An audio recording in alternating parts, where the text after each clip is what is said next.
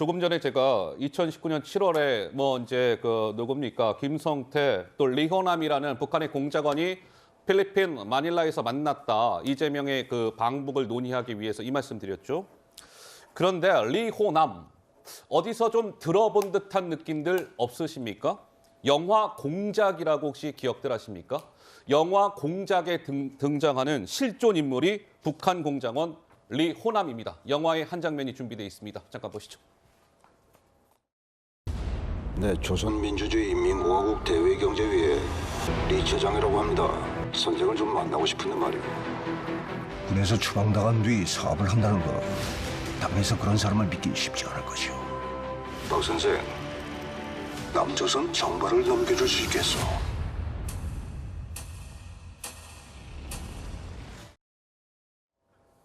아하, 저 영화 공작의 실제 모델 리호남을 이제 김성태가 2019년 7월에 마닐라에서 만났다는 건데, 보기 원장님 어떻습니까? 김성태 전 회장의 검찰 진술로 알려진 여러 가지 이야기들, 김성태 전 회장이 글쎄요 좀 입장을 밝혀서 조금씩 입을 열고 있는 것 같은데 좀 어떻게 평가하세요?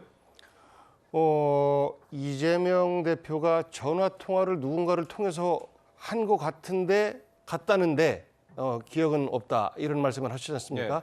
이것을 이제 검찰이 파고 들어가서 언제 통화했느냐라고 추궁을 했을 것이고, 그러면서 이제 그때 저 중국에서 저 북한 사람들을 만나는 자리에서 통화를 했다 이렇게 이제 진술을 한 것으로 보여요. 그런데 조금 전에 장해찬 이사장 말씀하신 것처럼 저때 당시에는 각 지자체장들이 어쨌든지 간에 남북 교류의 성과를 내기 위해서 경쟁적으로 노력을 할 때였었고, 특히나 경기도 같은 경우에는 이제 북한과의 접경 지역에 있지 않습니까? 그렇기 때문에 평화 부지사라고 하는 제도도 도입하고 하면서 노력을 했었었는데 문제는 김성태라는 사람이 오로지 이재명을 위해서 저런 노력을 했느냐라고 생각해 보면 저는 아니라고 생각하는 겁니다. 그럼 이재명 말고 뭘 위할 수 있습니까? 본인의 사업을 위해서 한 본인의 거죠. 사업을 위해서? 그렇죠. 어허. 이제 남북 관계가 열리면 새롭게 어마어마한 큰 시장에 내가 선점하고 싶고,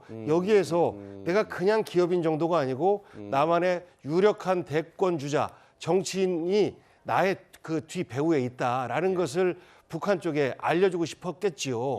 그러하기 때문에 본인의 경제적 이익을 위해서 이재명이라고 하는 정치인과 그 세력들을 활용하려고 한 측면이 크고, 그러하기 때문에 그에 대한 투자 차원에서 본인의 현재 진술로는 개인 돈으로 했다라고 하는 거지만, 500억 또 추가적으로 이것을 성사시켜주면 내가 300억도 낼 수 있다, 300억 달러도 낼 수 있다, 300만 달러 낼 수 있다, 이렇게 얘기를 하는 것 같은데, 선은 김성태의 경제적 이익을 위한 행위였었고 후가 그것을 이용하고자 하는 그 정치인이 바로 이재명이었다라고 해석하는 것이 합리적인 해석 아니겠는가 싶습니다. 우리 법조인이신 장윤미 변호사께 질문을 드릴게요.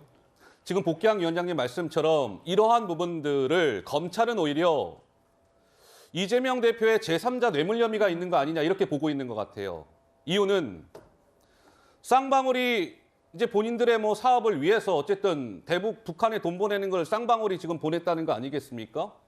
그렇게 하고 이재명 대표의 방북 비용이나 이런 걸 댔다라고 지금 알려지고 있고, 그렇다면 결국 이재명 대표가 그동안 얘기한 것처럼 1원 한 장 받지 않았더라도 이것이 결국 제3자 뇌물 혐의가 성남 FC 건처럼 적용되는 거 아닐까라는 게 검찰의 의심인 것 같습니다. 동의하십니까? 구도는 그렇죠. 왜냐하면 제3자 뇌물이란 건 본인이 단돈 1원도 받지 않더라도 사실상 이재명 당시 경기도지사의 방북을 위해서 지원금 형식으로 갔다라면 되는데, 이게 과연 검찰이 하나하나 입증할 수 있는가에 문제가 있습니다. 왜냐하면 김성태 전 회장 같은 경우에는 귀국하기 전부터, 귀국한 직후 언론과 접촉하면서도 대북 송금에 대해서는 인정을 했어요. 그러면서 무슨 취지로 이야기를 했느냐, 본인이 기망을 당해서, 그러니까 속아서 대북 송금을 했던 측면이 있었다라고 이야기를 했습니다. 지금 검찰 진술 중 상당히 여러 이 진술 중에 좀 단편적인 부분만 나오고 있는데 저는 그게 거짓일 리는 없다라고 생각합니다. 300만 불 추가적으로 진술한 게 맞을 거예요. 왜냐하면 굉장히 구체적으로 이야기하고 있거든요. 구체적으로 얘기하고 있어요. 그런데 네네. 그 부분을 이재명 당시 경기지사가 알았는가는 상당히 좀 거리가 먼 얘기입니다. 왜냐하면 네.